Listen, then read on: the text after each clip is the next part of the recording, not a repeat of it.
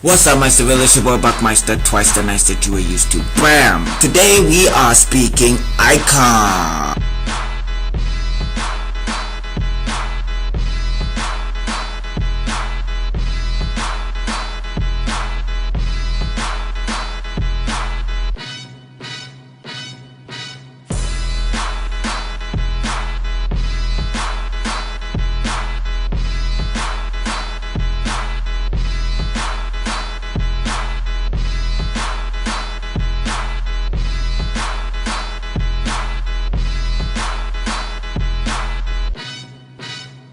Two guys known as Dwayne McDuffie and Dennis Cowan had the brilliant brainchild idea to create this superhero we call Icon. So Augustus Freeman, originally known as Arnus, had a boo-boo in space. Yeah, his spaceship malfunctioned and it crash landed down in the American South. Yeah, in 1839. Not the best time to visit planet Earth, huh?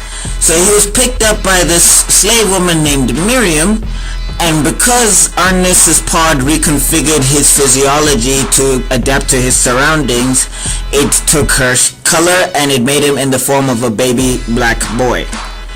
So yes, he lived through the slave trade and he fought in the Civil War, and he helped the slaves wherever he could using his newfound abilities. But he would only become Icon when it happens at his house, where his future sidekick, Rocket, or Raquel at the time, breaks into his house with a few of her friends.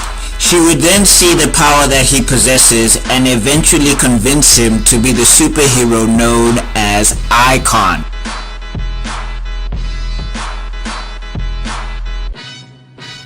So let's talk powers. He's got flight, super speed, super strength, enhanced senses, the works, but the most iconic power that he has is that positron force energy. Yes, he can use positron force energy to create force fields, to create stun blasts, and also to create enhanced energy shields and enhanced energy strikes.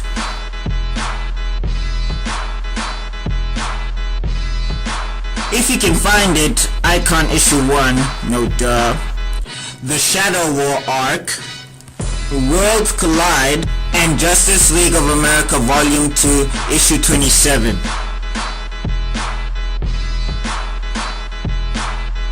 Okay, first off, obvious reasons, diversity. I do like me some diversity. Yes. I do like how his character is structured and centered. I like how he's calm and calculating, and how he's always in deep thought and all of that stuff. And the way he fights, the way he uses his powers is also pretty interesting in my opinion. I also love his character design. His character design is pretty amazing. Also the way he's quick to become a mentor, like it didn't take him long to jump into the fray. As soon as he realized that he was a guy with some special advantages, he was like, you know what, let's do this, let's go bruh, let's go be heroes, let's save the world bruh. That's what I'm talking about, you know what I'm saying? Yeah, I do like that. And I do like how even though he's human, okay, this is gonna sound probably very Superman, but I find this more relatable than Superman, because I'm just saying, the way that they wrote him, let me say that, I don't know if it's the way they write Superman's character, but the way that they wrote his character, I find it very, very fascinating that he's still alien to a lot of concepts on Earth, because he doesn't know how to, I think that's the thing, that even though he's been living there for a long time, there's still a lot of concepts, because he's aged, there's a lot of human detachment there. So then when he runs into this girl Raquel, she's kind of awakening the humanness that he sort of left behind 150 years ago, because fun fact, well, not so fun, but the wife that he was married before, and then the wife died because she couldn't handle the energy that he was giving off or whatever, so it eventually killed her. So yeah, Augustus Freeman was pretty distant from humanity to begin with. It's why when you see that opening, it's why when you read the opening of The Origin and Raquel has to convince him to become a superhero, one of the first lines he says is that if you're not trying hard enough, I might be paraphrasing here, if you're not trying hard enough, then that means you're not working. If you're not successful, it's because you're not trying hard enough, something along those lines. But it's like, there's a lot of stuff that goes into being successful. It's not just hard work, although hard work is a big part of it, but there's a lot of layers and levels. And then she leaves him with that line, it's pretty easy to pick yourself up by your own bootstraps when you can fly. So I did like that whole dynamic, and that how he's kind of distant from humanity and its issues because he's been mostly above them, he's only getting into the nitty and gritty now. And that's what also makes him a superhero to me, is that even though he's of a better station, he still decides that the people need help. Like, even though he's successful, even though he's got the money, even though he's holding a respectable place in office, he decided that, there's people on the streets that need help, and I'm gonna go be an icon to them. So I'm saying, not just in terms of being a superhero to them and punching out bad guys, but he's on the streets, he's talking to people, he's trying to communicate with them. But he ain't no punk. No. You get up in his face, he gon' knock you flat out.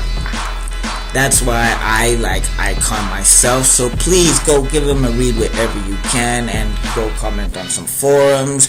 We need to get Milestone Media 2.0 off the ground. I haven't heard anything about it, and I'm trying to find out when it's happening, who's talking to who's because I saw an interview with Reggie Hudlin, but that was I think last year or something like that. I haven't heard any news since, and we need to get Milestone Media off the ground, guys. I firmly believe we need to, and that is why I'm going to be doing this character desk thing, talking about each of the characters in Milestone and characters in general that I feel get overlooked. And I hope you like this video. I hope you like what I did with this here, and if you guys like this video, please like, share, and subscribe. If you did not, that is your business, and I'll see you all in another video because my estimate's gotta be out. Alright, peace.